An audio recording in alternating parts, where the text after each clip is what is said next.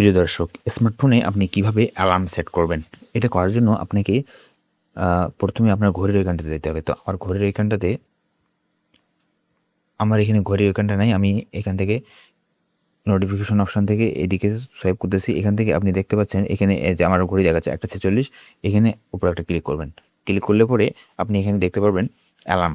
এখান থেকে আপনি এই যে আমি এখানে ৪টে টাইম আছে, আপনার এখানে ফাঁকা থাকতে পারে বা ফাঁকা থাকবে। এখান থেকে প্লাস এখানে ক্লিক করবেন। প্লাস এখানে ক্লিক করে আপনি কোন সময়টাতে অ্যালার্ম দিতে চাচ্ছেন, যে এটা হচ্ছে আপনার ঘন্টা, ১, ২, ৩, ৪, ৫, ১২, ১৩, তারপরে এটা হচ্ছে আপনার মিনিট, আর এইদিকে হচ্ছে আপনার AM নাকি PM, এই ২টা সিলেক্ট করে দিতে হবে। সিলেক্ট করে দেওয়ার পর এখান থেকে আপনাকে এই যে চেক মার্কে টিক চিহ্নতে ক্লিক করে দিতে হবে। টিক চিহ্নতে ক্লিক করে দিলে পরে দেখেন এখানে এই যে এটা অন হলো এখন, এখানে অন হলো। এটা যদি আপনি অফ রাখেন তাহলে কিন্তু অ্যালার্ম বাজবে না। এটা আপনাকে অন রাখতে হবে। আমার এগুলো অফ করে দেই আমি, তো এভাবেই মূলত আপনারা আপনাদের অ্যালার্ম অন করতে পারেন অ্যান্ড্রয়েড ফোনে।